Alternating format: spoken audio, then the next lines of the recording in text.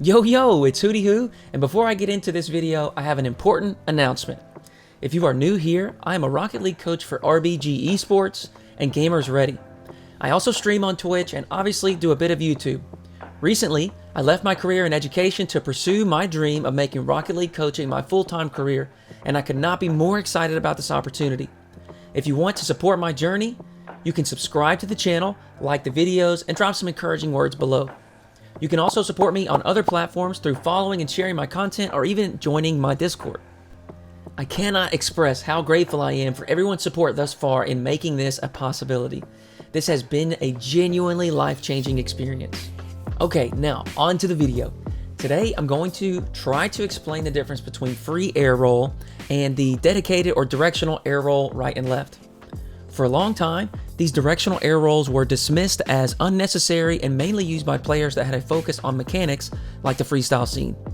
Recently, we have seen many, if not most, of the current pro scene implement air roll right or left, or even completely abandon the traditional free air roll in favor of these directional air rolls. I personally believe that having all three options is probably the best way to approach this, but ultimately, you need to decide what's most comfortable for you. It is worth noting that my experience is with a controller, so that's what I'll be referring to. I want to preface this by saying this is a difficult topic to conceptualize and explain, so bear with me. First, we need to understand what is actually different about air roll right and left versus free air roll. When using the traditional free air roll, you press your air roll button and direct the air roll with your joystick. If you want to air roll to the left, you press your air roll button and move the joystick left. This allows for analog input, meaning you can control exactly how much air roll you want to happen. You can do a slight air roll by barely moving the stick from the center, or an extreme air roll by moving the stick as far away from the center as possible. The downside of this method is you cannot fully air roll and fully tilt your car back or forwards simultaneously. You must compromise on both air roll and air tilt when using this method, as we can see in the demonstration here. Now let's move on to the dedicated or directional air roll buttons. These buttons are digital input opposed to free air roll, which is analog input. This means you have two options.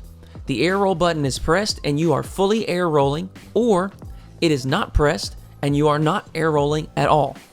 This means it will be more difficult to perform slight or precise movements, as you will have to hold the button until the amount of air roll is perfect and then immediately release.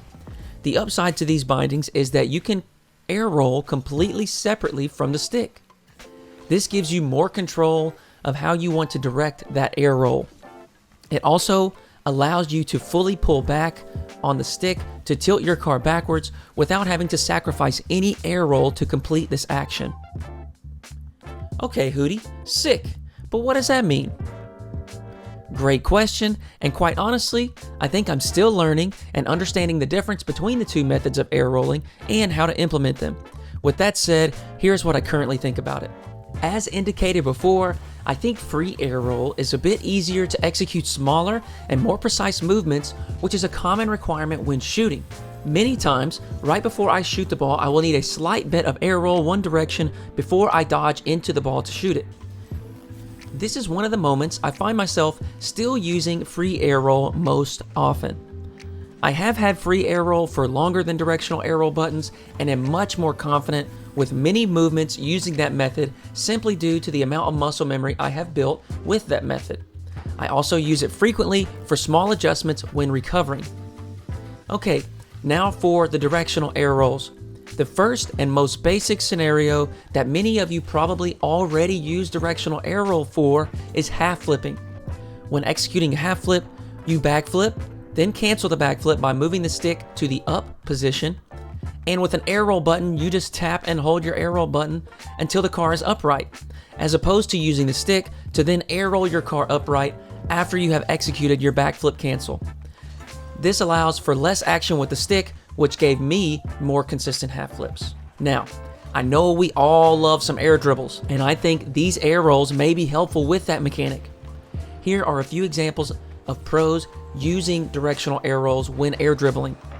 What I think is really helpful here is that with constant movement or change in direction of the booster, you have a bit more control of the car and your momentum in the air, as it allows for more fine adjustments. as opposed to free air roll, where a similar air dribble would require a cleaner initial setup, as you cannot adjust as quickly or fluidly in the air. Some other instances that I think these air rolls may be a better option are high early aerial challenges and plays from the wall. Many times when you attempt a really high pre-jump challenge to block air dribble or flip reset attempts, you know the general vicinity you will need to challenge, but you may need to make some adjustments as you go. We just mentioned that the directional air rolls offer a bit more control in the air for adjustments, and you will see pros using that here in these examples.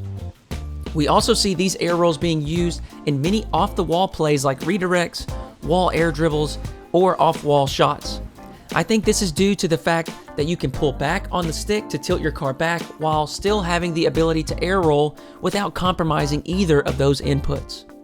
This allows for quicker or more efficient movement to the ball. Of course, these are not the only possible uses of the different air rolls, and I'm sure there are some aspects of things that I did not cover. This is just a quick introduction to the differences between the two types of air rolls and some of the common uses I have noticed for each of them. If you use these air rolls in different ways, drop a comment below describing how you use them and the benefits of it. If you are interested in more information about these directional air rolls or how to train them, let me know in the comments below. As I covered in the beginning, I am so grateful for the opportunity to pursue my Rocket League dream. Thank you for your support along the way. If any of my videos have helped you out, make sure to subscribe so you don't miss anything in the future. As always, good luck, have fun, and thank you for watching.